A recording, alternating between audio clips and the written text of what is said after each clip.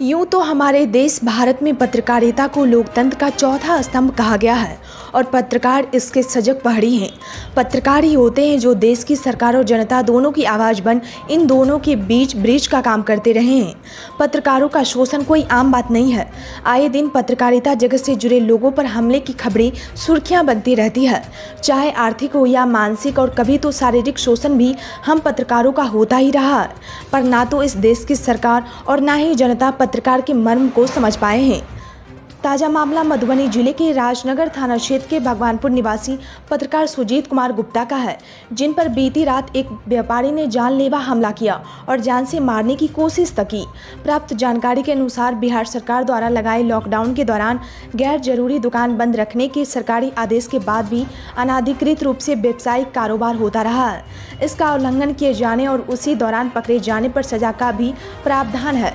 बावजूद इसके कई व्यापारी इससे बाज नहीं आते हैं। ऐसा ही एक मामले में राजनगर शहर के व्यवसायी शंभू शाह को पत्रकार सुजीत गुप्ता के खबर चलाए जाने पर प्रशासन ने संज्ञान लेते हुए इनको रंगे हाथ धरा और इनकी दुकान को सील कर दिया, जिस कारण भगवानपुर स्थित व्यवसायी शंभू शाह ने कल रात राजनगर बाजार में ही इनको कुछ असामाजिक तत्वों के साथ घेरकर पहले गाली गलौज, फिर धक्का मुक्की एवं हाथापाई की, फिर गला दबाने का भी प्रयास किया और सफल होने पर चेहरे पर किसी धारदार हथियार से वार किया। पर किसी तरह वहां से जान बचाकर पत्रकार सुजीत गुप्ता वहां से भाग गए। उन्होंने किसी तरह अस्पताल जाकर अपना इलाज करवाया, जहां डॉक्टरों ने उन्हें बेहतर इलाज के लिए मधुबनी जाने को कहा। रात अधिक होने के कारण वो लौट आए और अपने परिजनों को सूचना दी। घायल पत्रकार सुजीत गुप्ता द्वारा राजनगर थाना में इस बाबत आज लिखित आवेदन दिया गया है। वहीं इस बाबत राजनगर थाना अध्यक्ष अमृत कुमार ने कहा कि मिले आवेदन को संज्ञान में लेते हुए इस घटना के आरोपी पर उचित कार्रवाई की जाएगी। बीटी न्यूज़ बिहार के लिए मधुबनी से पप्पू पूर्वे की रिपोर्ट। बताइए क्या घटना आपके साथ? कल जो है पूर्व की तरह सब प्रत्येक दिन जो है खाना वाना खाने के बाद रात को जो है टहलने के लिए निकले हुए थे। इसी दौरान जो है आगे जो है लगभग घर से 100 मीटर की दूरी पर जब जहाँ गए वहाँ जो है कुछ हाथ लगाए पहले से सुनियोजित तरीके से बैठा हुआ कोई व्यवसायी था। तो बाद में पता चला कि शंभू शाह करके नाम है और उसका भांजा है रवि कुमार, जो मेरे ऊपर जानलेवा हमला किया। जब इस चीज़ को पूछने के लिए जानलेवा हमला किस लिए किया? जानलेवा हमला किस लिए किया मैंने उस समय तक समझ नहीं पाया। उसके बाद पता चला कि ये जो है जो खबर चली थी लॉकडाउन के समय में, उनका एक कपड़ा व्यवसायी है, कपड़ा जो है का दुकान करता है। उसमें है उनका क्या कि कपड़ा का दुकान है और लॉकडाउन के दौरान जो है वो शटर खोल के और वो कपड़ा का व्यवसाय। खबर क्यों चली थी? आप क्या हैं, पत्रकार हैं क्या आप? हम डे न्यूज़ के यहाँ के प्रखंड रिपोर्टर हैं राजनगर के। हाँ, तो उस दौरान जो है शटर खोल के अपना जो है उसमें जो है व्यवसाय कर रहे थे।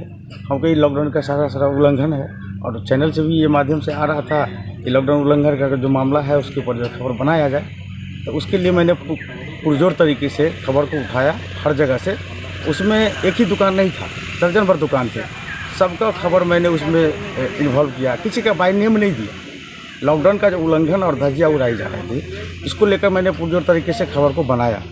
बनाने के बाद जो है उसका प्रसारण भी बड़े अच्छा से हुआ। इस खबर की प्रसारण जो है संज्ञान में मैडम को भी गए, मैडम से भी उनमें हम बैठ लिए। इसके लिए आपने कार्रवाई किया है कि नहीं? कहाँ तक कार्रवाई किया है? थाना में आवेदन वगैरह दिया आपने? कार्रवाई के लिए मैंने अभी एक आवेदन दिया है, थाना में लिखित आवेदन दिया है कि पत्रकार के ऊपर इस तरह के जो हमले हो रहे हैं और इस तरह का जो बात किया गया है उसको संज्ञान में लिया जाए और इसे आपराधिक तत्व। आपका नाम क्या हुआ?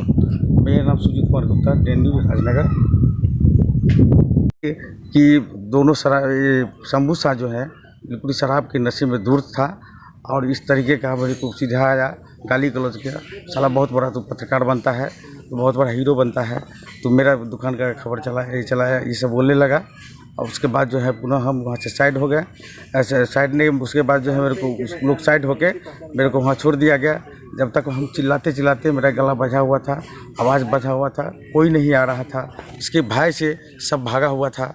ये दहशत फैलाने वाला काम किया और दहशत की वजह से इसके साथ कोई लड़ना बीच में भीड़ भाड़ में आना भी नहीं चाहता है उसके चक्कर में। और मेरे को इतना मारा गया कि जो कि मैं बिल्कुल बेहोश होकर वहाँ गिरने के लायक हो गया। फिर स्थानीय प्रशासन को बोला, उसमें ये एक उनकी बहना की गिरफ्तारी भी हुई थी। बाद में उसे जो है कर दिया गया, लेकिन वो जो शराब के नशे में था उसकी गिरफ्तारी